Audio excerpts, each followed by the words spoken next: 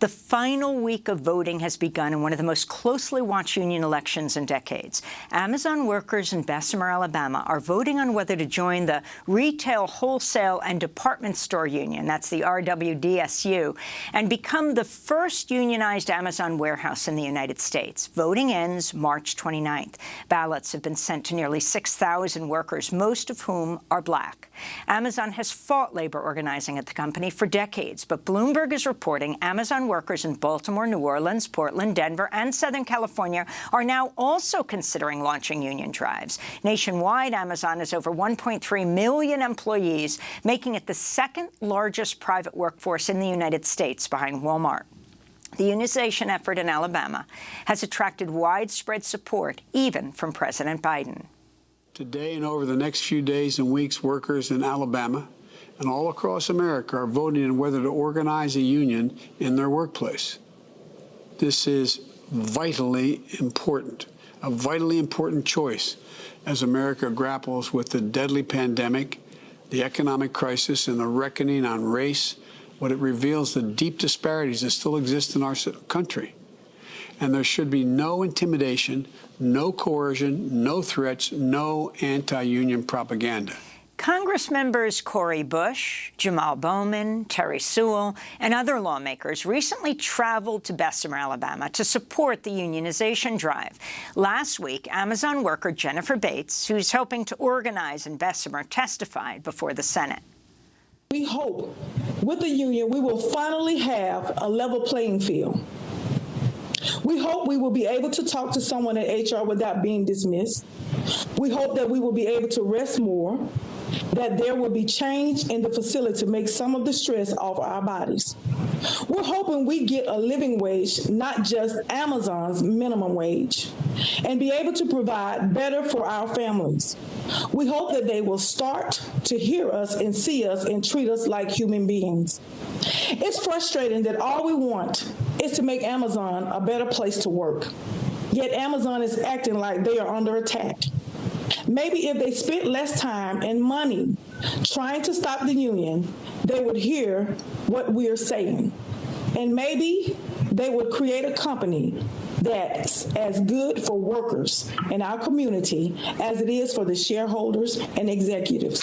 Amazon worker Jennifer Bates testifying on Capitol Hill. This comes as a new study out today from Americans for Tax Fairness and the Institute for Policy Studies has found Amazon CEO Jeff Bezos has seen his personal wealth increase by $65 billion since the pandemic began a year ago.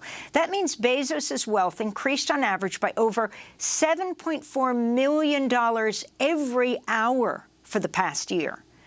Meanwhile, Amazon workers in Bessemer and other locations are being forced to work 10-hour shifts with just 2 15-minute bathroom breaks. We're joined now by two guests. Here in New York, Stuart Applebaum is with us, president of the Retail, Wholesale, and Department Store Union. And with us in Bessemer, Alabama, is Michael Foster, a member and organizer of the RWDSU, who's helping to lead the Amazon unionization drive. He's also a poultry plant worker. We welcome you both to Democracy Now! Michael, it's great to have you back. Let's begin with you in Bessemer. In this last week, what message are you putting out, and what are the tactics Amazon is using to fight the unionization effort?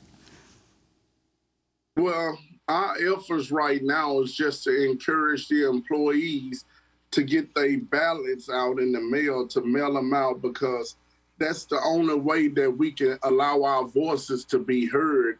And Amazon tactics that they're using, instead of steady going around from person to person, telling them, to vote no and just doing a whole bunch of other stuff. They're not having cafe meetings, but they're going to individuals at a time and telling them these things. And Stuart Applebaum, I wanted to ask you, these statements by President Biden before the election or as the election is unfolding, I don't recall a president ever making a statement of any party before a major union drive in the country. The impact of that and Biden's stance so far on the right of labor to organize. Hello, everybody. You're right. It is the most pro-union, pro-worker statement that has ever been made by a president of the United States. And that is so crucial in this election. Amazon is trying to intimidate workers. They want them to be afraid. And what President Biden's statement says is that you may be up against perhaps the most powerful corporation in the world, the wealthiest person in the world, but the President of the United States has your back. And that is crucial for workers to be hearing. And I wanted to ask you and follow up on that. The National Labor Relations Board, the President Biden won't be able to have a majority on the board until probably later this year because the terms are staggered. But he did appoint a general counsel recently to the NLRB that is much more pro-labor. Could you talk about the impact that that's having on the potential for future union drives?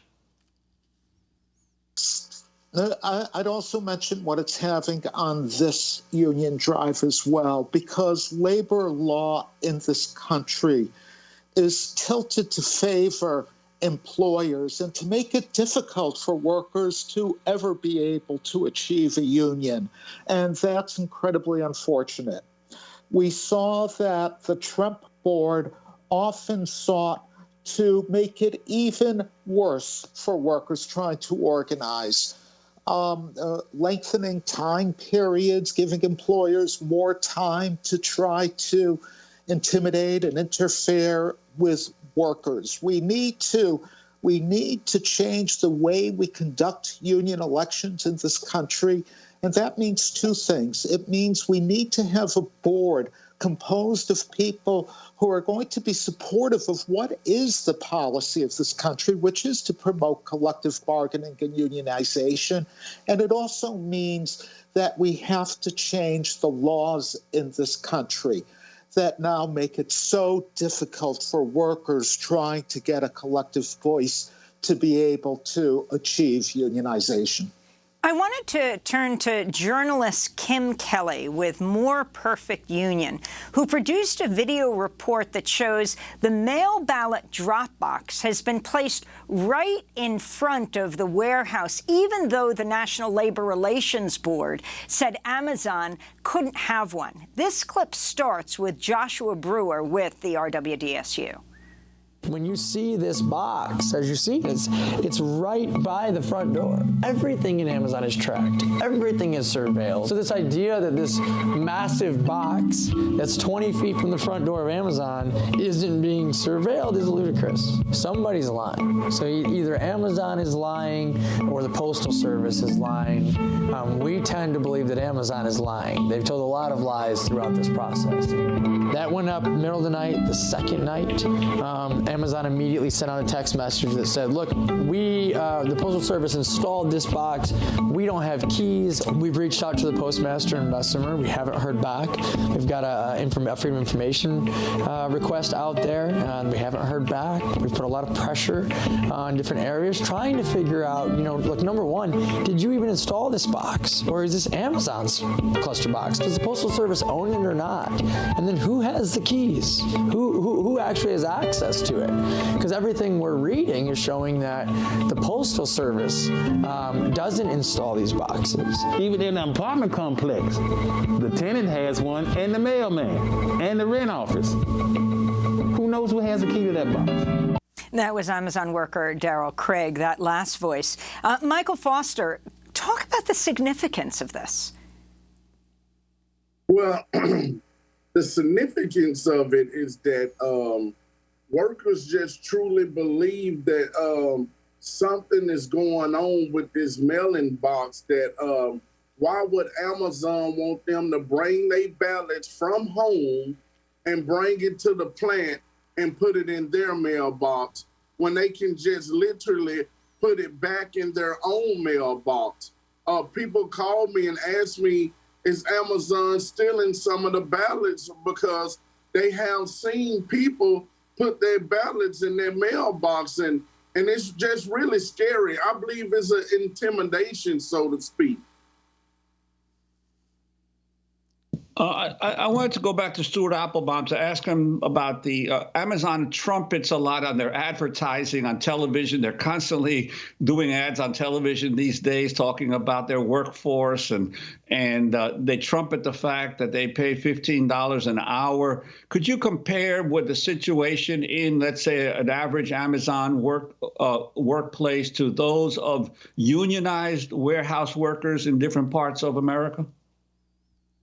Absolutely. Amazon is trying to hide behind a fig leaf of giving $15 an hour, but that wage rate is actually below what unionized warehouses in the area are providing workers. It's also below the median wage in Alabama. It's lowering the median wage, and it's not enough for people to survive on. I also want to remind you that Amazon cut people's wages in the middle of the pandemic. At the end of May, they eliminated the $2 hazard pay they had been giving, even though the pandemic continued to rage, even though the hazards were just as bad, if not worse, as they had been before. And why did they do it? They didn't do it because they needed to. You talked about how much money Bezos has made during this period. They did it because they thought they could get away with it. Oxfam put out a report that said if Jeff Bezos had given every one of his employees a bonus of $105,000, Bezos still would have been wealthier at the end of the pandemic than he was at the beginning. And it's not just wages, it's working conditions. Despite the wage that Amazon pays, it has extraordinary turnover of more than 100% a year because people can't take those jobs at any cost at the way they're being abused within the workplace. Amazon dehumanizes and mistreats its employees.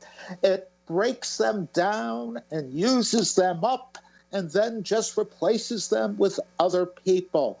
The working conditions are terrible. And that's what really needs to change. I wanted to go to a very significant anniversary, Stuart, that I'm sure you, being a labor leader here in New York, have been observing for years. Thursday marks the 110th anniversary of the Triangle Shirtwaist Factory fire, the deadliest workplace accident in New York City's history, and a seminal moment for American labor. On March 25th, 1911, 146 garment workers, mostly young immigrant women, Jewish and Italian, died after a fire broke out at the factory. Many of them leaped to their deaths when they tried to escape and found the emergency exits locked. I want to play an excerpt of a radio piece I produced 35 years ago in 1986, along with Kathy Doby. It was then the 75th anniversary of the Triangle Shirtwaist Factory fire. I worked right near where the fire was. There was cutters there. They were cutting the material. And as soon as they were just going out, it was time to go home. It was 4 o'clock on Saturday. Pauline Pepe is a 94-year-old survivor of the Triangle Fire. I saw the fire in the tables where they were all filled with lingerie material, you know, and that come up in a flame. When I saw that, I ran out. I went to the door that was closed. I didn't know that was closed. I went there and I found the door closed. I just stood there till they opened it. 40 people going down the steps. We all tumbled one right after another. And I saw people throwing themselves from the window. And as soon as we went down, we couldn't get out because the bodies were coming down. It was terrible. The women that died that late afternoon were young Jewish and Italian immigrants. When the fire broke out, they tried to escape down the stairs, but found the doors had been locked. The owners believed that given the chance, workers would sneak out with stolen material, and union organizers would sneak in. Some of the women climbed onto the single fire escape. It collapsed. As onlookers watched, women fell 9 stories to the sidewalk below. Inside the factory, the fire spread quickly, and with no exit left to them, the women climbed through the windows and leapt to their death. While some union members walked in the vigil, others took buses to a Brooklyn cemetery where 7 unidentified Triangle victims lie buried. union members paid their respects and read the stone marker above the women's graves. In sympathy and sorrow, citizens of New York raised this monument over the grave of unidentified women and children, who with 139 others perished by fire in the Triangle Shirtwaist Factory, Washington Place, March 25th, March 25th, 1911. That report done for the 75th anniversary of the Triangle Shirtwaist Factory fire. I interviewed the last survivor of that fire. Now it's the 110th anniversary. Stuart Applebaum, in addition to being president of the Retail, Wholesale and Department Store Union, you're a longtime union activist, vice president of the National AFL-CIO. Can you talk about the significance of this moment in history and what it means for today? The importance of this election in Bessemer, Alabama, transcends this one workplace. It even transcends this one company. It's really about the future of work and how workers are going to be treated in our economy going forward. Whether or not people are going to be abused or whether or not they're going to be treated with dignity and respect. That's why this fight is so important. As Mike can tell you, many workers talk about how they feel like they're being treated as robots being managed by other robots. It's not the way we want workers to be treated. We didn't want them to be treated. They were at the Triangle Shirtwaist Factory, and we saw what the extraordinarily horrific consequences of that treatment was. And we don't want workers anywhere to be treated the way workers at Amazon are being treated today. Something needs to change. And what the courageous workers in Bessemer, Alabama are doing is standing up for that change. I don't see how we can't be more inspired by all of them. And Stuart, we only have about 30 seconds left, but I wanted to get your reaction to the approval by the Senate of President Biden's nominee for Secretary of Labor, for Boston Mayor Marty Walsh. The first time in 50 years that a union member, a former union member and leader, is named Secretary of Labor. I think that's very significant. Joe Biden said when he was running for president that he wanted a union leader to be in his cabinet, and he's delivered on that promise. We have someone who understands what it means to be a working person as the Secretary of Labor, someone who's devoted a good portion of his life to working with unions and trying to make conditions better, and who understands what this is all about. And I'm delighted that Marty Walsh is our new Secretary of Labor.